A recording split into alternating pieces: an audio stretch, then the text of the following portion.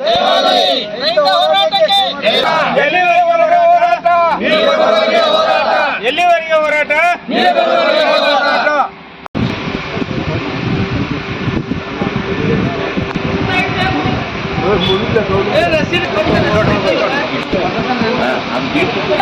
ಟನ್ಗಾದ್ರೆ ಯಾವ ದೊಡ್ಡ ಮಾತಾಗಿಲ್ಲ ಅದು.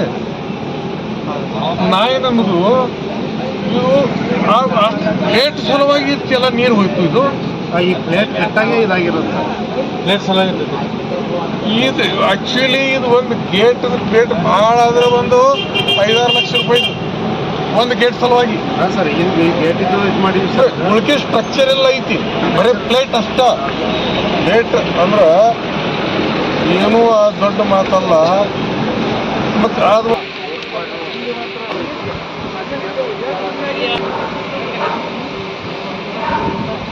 ಬೇರೆ ಇದು ಒಂದು ಗೇಟು 6ನೇ ತಾರೀಕು ದಿವಸ ಅದು ಏನು ಜಂಗ್ ಹಿಡಿದ ಎಲ್ಲ ಕಿತ್ತು ಹೋಗೈತಿ ಅಲ್ಲಿ. ಅದರಿಂದ ಭಾಳಷ್ಟು ಪ್ರಮಾಣದಾಗ ನೀರು ತೆಳಗೆ ಹೋಗೈತಿ.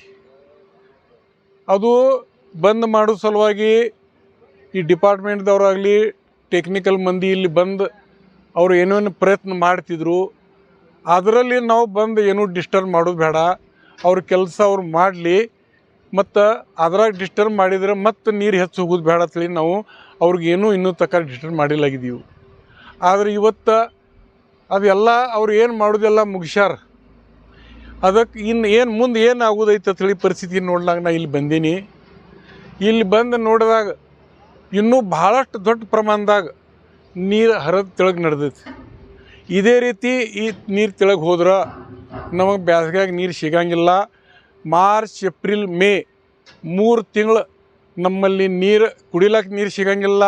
ಬೆಳೆಗಳ ಅನ್ಕ ಎಲ್ಲ ಮನೆಗೆ ಹೋಗಿ ಎಲ್ಲ ಅದಕ್ಕೆಲ್ಲ ರೋಟರ್ ಹಾಕಿ ಎಲ್ಲ ಕಿತ್ತು ಹೋಗ್ಬೇಕಾಗತಿ. ನಮ್ಮ ಅಥಣಿ, ಕಾಗವಾಡ ಮತ್ತು ಈ ಕಡೆ ಜಮಖಂಡಿ ಮತ್ತು ರಾಯಬಾಗ್ ತಾಲೂಕಾ ಮಿನಿಮಮ್ 1500 ಕೋಟಿ ನುಕ್ಸಾನ್ ಇದರಿಂದ ಆಗೋದೈತಿ. 1500 ಕೋಟಿ. ಯಾಕಂದ್ರೆ ಇಲ್ಲಿ ಸುಮಾರು 1 ಕೋಟಿ ಟನ್ ಕಬ್ಬು ತಯಾರಾಗ್ತೈತಿ. ಇಲ್ಲಿ 1 ಕೋಟಿ ಟನ್. 1 ಕೋಟಿ ಟನ್ ಅಂದ್ರೆ ಸುಮಾರು 4000 ಕೋಟಿ ಬೆಲೆ. ಅದರಾಗಿಂದ ಅರ್ಧ ಕಬ್ಬು ಇದರಲ್ಲಿ ಒಣಗಿ ಹೋಗಿ ಎಲ್ಲ ಹಾಳಾಗೋದೈತಿ. ರೈತರೆಲ್ಲ ಒಮ್ಮೆ ಹಾಳಾದ್ರೆ ಮುಂದೆ 4-5 ವರ್ಷ ಅವರು ದುರುಸ್ತಾಗಂಗಿಲ್ಲ. ಭಾಳ ದೊಡ್ಡ ಅನಾಹುತ ಇದು ಪ್ರಸಂಗ ಬಂದಿದ್ದು ರೈತರ ಮ್ಯಾಗ.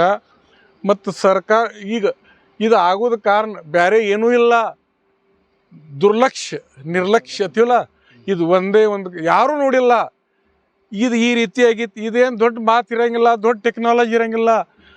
ಬರೇ ಒಂದು ಟೆಸ್ಟಿಂಗ್ ಮಿಷಿನ್ ಇರ್ತೈತಿ, ಸಾದಾ ಹ್ಯಾಂಡ್ ಮಿಷಿನ್.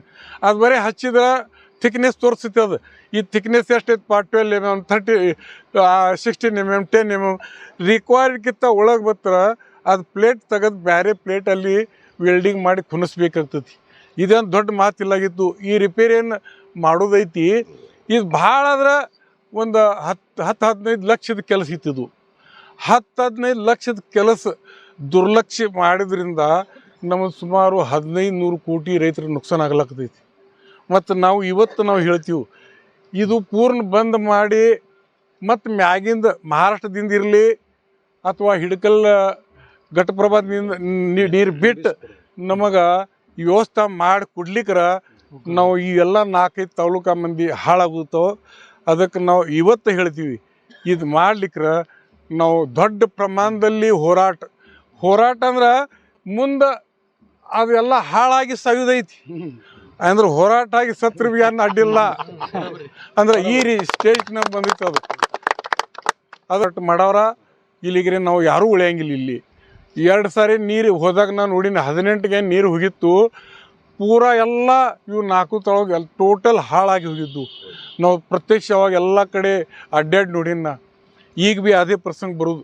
ಇದ್ರೆ ಈ ಜನವರಿ ತಿಂಗಳು ಏನೋ ಅಖಂಡ ಬ್ಯಾಸಿಗೆ ಮುಂದೈತಿ. ನಮ್ದು ಏನಾಗುವುದು? ಅದು ದೊಡ್ಡ ಅನಾಹುತ ಐತಿದು. ಸರ್ಕಾರದವ್ರಿಗೆ ಲಕ್ಷ್ಯ ಕೊಡಬೇಕು. ಇದಕ್ಕೆ ಏನ್ರಿ ಪರಿಹಾರ ಕೊಡಬೇಕು. ಇಲ್ಲಿಗ್ರೆ ನಾವು ಇಲ್ಲಿ ಕೂತ್ ಬಿಡೋರ ಅಲ್ಲೇನು ಉಳಿದು ಬೀಳುದು ಮುಂದಿನ ಮಾತಾ. ನೀವು ಮಹಾರಾಷ್ಟ್ರ ಒಳಗೆ ಬಿಜೆಪಿ ಸರ್ಕಾರ ಇರೋದ್ರಿಂದ ನೀವಾದರೂ ಏನು ನಿಯೋಗ ಒಯ್ದು ನೀರು ಬಿಡಿಸುವಂಥ ಪ್ರಯತ್ನ ಮಾಡ್ತೀವಿ. ಒಂದು ನಾವು ಫಡ್ನವೀಸ್ ಸಾಹೇಬ್ರ ಜೋಡಿ ನಮ್ದು ಅಗದಿ ಭಾಳ ಚಲೋ ರಿಲೇಷನ್ ಅದಾವೆ ಮತ್ತು ಅವರು ಇನ್ನೂ ತಕ್ಕ ನಾವು ಏನೇನು ಕೆಲಸ ಬಿಡ್ತಿದ್ದೀವಿ. ಈ ನಮ್ಮ ಮೊನ್ನೆ 23 ನೀರು ಹೋಗಿತ್ತು ನಮ್ಮಲ್ಲಿ. ಆವಾಗ ಅವ್ರಿಗಿನ್ನ ಇಲ್ಲಿ ವಿಜಾಪುರಕ್ಕೆ ಅವ್ರು ಬಂದಿದ್ರು, ಅಲ್ಲಿ ಹೋಗಿ ಭೇಟಿ ಆದಾಗ ನಾವು ML ಇದ್ದಾಗ ಹೇಳ್ತೀನಿ, ಇಲೆಕ್ಷನ್ ಚಾಲೂ ಇದ್ದಾಗ ನಾವು ರಿಕ್ವೆಸ್ಟ್ ಮಾಡಿದ್ವಿ, ಸಾಹೇಬ್ರ ನೀವು ಬೇರೆ ಏನು ವಿಚಾರ ಮಾಡ್ರಿ, ಮಾನವೀಯತೆಯಿಂದ ನಮ್ಮ ರೈತರು ಅವ್ರು ಬಿಡ್ರಿ ಅಂದಾಗ ಅವ್ರು 1.5 TMC ನೀರು ಮರುದಿವ್ಸ ಗೇಟ್ ತೆಗಿಲಕ್ಕೆ ಹಚ್ಚಿದ್ರು. ಖರೆ ಒಂದೈತಿ, ಈಗ ನಮ್ಮ ಸರ್ಕಾರದವ್ರು ಮೊದಲು ಇದು ಮಾಡ್ಬೇಕು, ಅವ್ರ ಕಡೆ ರಿಕ್ವೆಸ್ಟ್ ಮಾಡ್ಬೇಕು. ನಾವು ಅದು ಹೋಗೋರದೀವಿ, ನಮ್ಮ ಉಸ್ತುವಾರಿ ಮಿನಿಸ್ಟ್ರ್ ಕಡೆ ಹೋಗ್ತೀವಿ, ನಾವು ಅವ್ರಿಗೆ ರಿಕ್ವೆಸ್ಟ್ ಮಾಡ್ತೀವಿ, ಅವ್ರಿಗೆ ಲೆಟರ್ ಬರೀಲಕ್ಕೆ ಹಚ್ತೀವಿ. ಮತ್ತು ನಮ್ಮ ಚೀಫ್ ಮಿನಿಸ್ಟರ್ ಮಾತಾಡಲಿ. ಮತ್ತು ನಾವು ಒಂದು ಥೋಡೆ ಮಂದಿ ಹೋಗಿ ಪರ್ಸ್ನಲಿ ಹೋಗಿ ಅವ್ರು ಭೇಟಿಯಾಗಿ ರಾಜಕಾರಣ ಎಲ್ಲ ಬಾಜುಕಿಟ್ಟು ನಮ್ಮ ರೈತರ ಸಲುವಾಗಿ ನೀವು ಏನ್ರಿ ಮಾಡಬೇಕು ಅಂದ್ರೆ ನಾವು ಇಲ್ಲಿ ಉಳಿತೀವಿ, ಇಲ್ಲಿಗ್ರಿ ಉಳಿಯಂಗಿಲ್ಲ ಅಂತ ಹೇಳಿ ರಿಕ್ವೆಸ್ಟ್ ಮಾಡ್ತೀವಿ. ನಮ್ಮ ಕಡೆ ಮಾಡ್ತೀವಿ. ಮತ್ತು ನಮ್ಮ ಸರ್ಕಾರ ಕಡೆನೂ ನಾವು ಏನು ಬೇಡಿಕೆ ಅದು ನಾವು ಅವ್ರ ಕಡೆ ಬಿಡಬೇಕಾಗ್ತೈತಿ. ತಾರೀಕು ಕೂಡಿದ್ದು ಇಲ್ಲಿ ಕೂಡಿ ಎಲ್ಲ ರಸ್ತೆ ತಡೆ ಮಾಡ್ಬೇಕು ಅಂದ್ವಿ. DC ಅವ್ರು ಏನಂದ್ರು 30ನೇ ತಾರೀಕು ಒಳಗೆ ನಮಗೊಂದು ಗೇಟ್ ಅಳವಡಿಸಿ ಕೊಟ್ಟಿದ್ದೀವಿ, ಹಾಕಿ ಕೊಡ್ತಂದಾರು. ಅನ್ಕತಕ್ಕ ತಡೀರಿ, ಮತ್ತು ನೀರು ಬಂದ್ ಮಾಡ್ತೀವಿ, ನಾವು ಬಂದ್ ಮಾಡಿ ಮ್ಯಾಗಿನ ತುಂಬಿಸೋ ವ್ಯವಸ್ಥೆನೂ ಮಾಡ್ತೀವಿ ಅಂದವರು. ಇನ್ನು 30ನೇ ತಾರೀಕು ಮಾಡ್ಲಿಕ್ಕೆ ನಾವು ಉಗ್ರ ಹೋರಾಟ, ರೈತರು ಎರಡೂ ಬಾಜು ರೈತರು ಕೂಡಿಸಿ ಪಂಪ್ ಸೆಟ್ಗಳು ಎಲ್ಲರೂ ಒಬ್ಬೊಬ್ರು ಬಂದು ಮನೆಗೆ ಅವ್ರು ಬಂದಿಲ್ಲ, ಸತ್ಯಾಗ್ರಹ ಮಾಡಿ ನೀರು ತುಂಬಿಸೋ ತನಕ ಹೇಳೋದಿಲ್ಲ. ಎಷ್ಟು ಹೋಗಿರ್ಬೇಕು ಅಂದಾಜು? ಅಂದಾಜು 3 TMC ಮ್ಯಾಲೆ ಹೋಗೈತಿ, 3-4 TMC ರೀ. ಇನ್ನು ಉಳ್ದದ್ದು ತ್ವಾಡೆ ಉಳ್ದತ್ರಿ. ಎಷ್ಟು ಇನ್ನು 2 TMC ಅಟ್ಟ ಉಳ್ದೈತಿ. ಬ್ಯಾಸಿಗೆ ಟೈಮ್ದಾಗ ನೀರು ಸಾಲೋದಿಲ್ಲ ರೀ. ಎಲ್ಲ ಕುಡಿ ನೀರಿಂದ ಎಡಕ್ಕೆ ಬಲಕ್ಕೆ ಭಾಳ ಕುಡಿಯೋದ ನೀರಿನ ಲೈನ್ಗಳು 5 ಲೈನ್ ಅದಾವ್ರಿ. ಕುಳ್ಳೋಳಿ, ಏತ್ನೀರಾವ್ರಿ, ಜಮಖಂಡ್ರಿ, ಈ ಕಡೆ ಎಲ್ಲ ರಬಕೈ, ಬನಟ್ರಿ. ಇದು ಸರ್ಕಾರದ ಅಧಿಕಾರಿಗಳದ ನಾವು ನಿರ್ಲಕ್ಷ್ಯ ಹತ್ತೀವಿ ರೀ. ಬಸವರಾಜ್ ಸದಾಶಿವ ಯಲಗೋಂಡ್ರಿ.